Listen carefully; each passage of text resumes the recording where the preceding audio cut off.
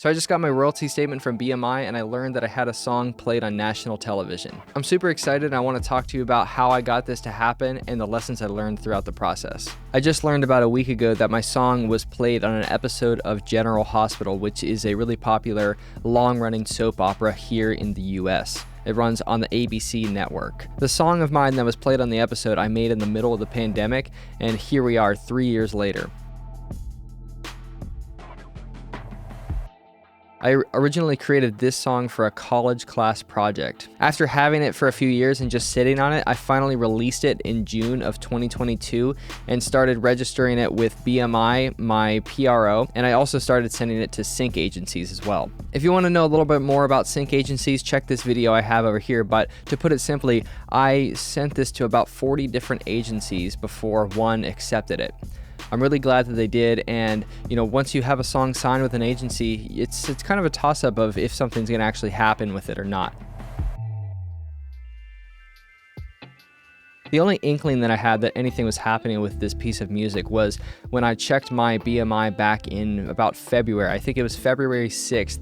I saw that it was registered to a Q sheet. And a Q sheet is a document that is used in the film and TV industry to document all the songs that are used in a film or TV episode and the royalties and the licenses that go along with that. So in February, I saw that it was registered to a Q sheet, but I didn't know what that really meant. It had no information about where or when it was being used, and I only just learned this information a few days ago now.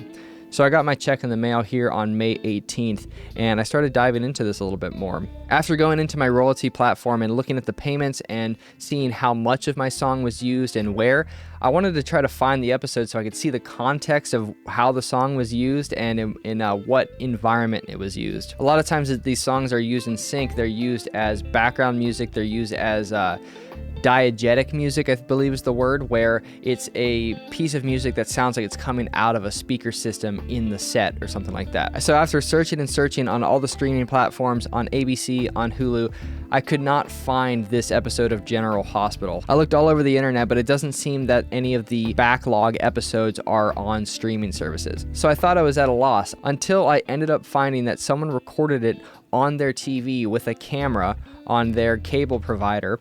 And it was only then and there that I was able to see the piece of music and how it was used in the episode. So if you go and watch the episode, you'll see that the piece of music is only used for about 30 seconds, and it's used in like this background setting where the characters are in a party and there's just some background music possibly playing from like a DJ setup or something. So it's a pretty insignificant use of the song, but you don't know how much that meant to me to watch that for the first time and to see this piece of music that I created used in something that seems so legit, seems so official. And to know that I had something to do with that just makes me feel really happy and grateful. While I'm not actually far into my career by any stretch of the imagination, I feel like I've been doing this stuff for a long time, and I've been in a bit of a rut, it feels lately, as I'm working on music and things just take so much time and you feel like nothing you're doing is actually making any traction anywhere. This milestone was a big legitimizing feeling, and I hope I can have more of it in the future.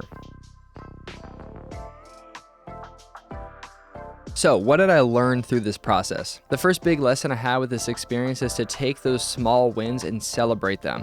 When I first learned this information, my eyes were widened and I was like, what just happened? What is this that I'm looking at? Is this even real? And I didn't really internalize it. I just kind of let it wash over me. And it wasn't until later when I explained this to my girlfriend did the emotions really come to me. I was just overwhelmed and I had a couple tears in my eyes.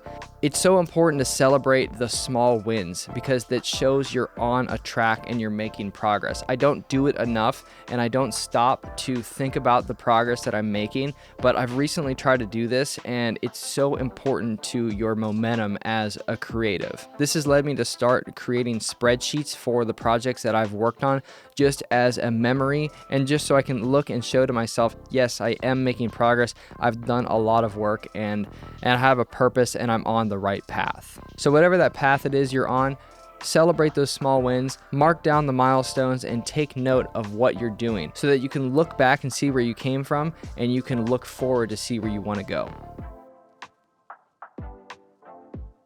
If you're sitting on some old music, put it out there.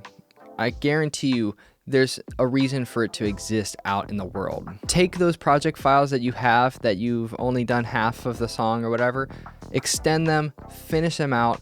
It's great to see something finished. It is such a rewarding feeling to actually finish something and put it out there. I've talked a lot in my previous videos, we don't practice finishing enough.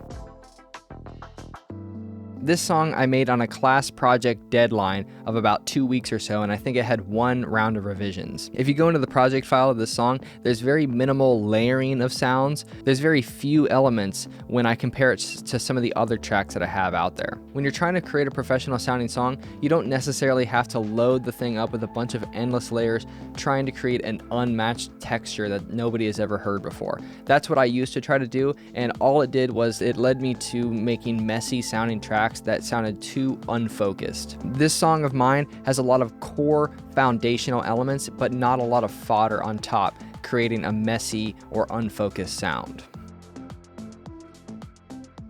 I am a producer, I'm not a singer, and a lot of times in the sync world, in the groups that I've been in, the people that I know, there's a lot of focus on the songwriter aspect. However, I'm not really a solo artist, songwriter type of person. I'm a music producer, that's what I consider myself. But there's a place for us in the sync community, and I would love to be able to collaborate with other musicians, solo artists, and singers to create some awesome tracks for sync. And that's kind of my call to action in this video. If you're a singer or a solo artist, I would love to chat with you, and I'd love to work on an awesome song together. Maybe we can get it to land on some national TV shows. I've been trying to make more vocal forward electronic tracks recently, and I'm in the midst of a few different projects, but they've been taking a lot of time, so I'm trying to add some more to my repertoire so I can see some more stuff come out this year. If you check out the description, there's all my contact info, and you can get in touch with me and we can make a track together.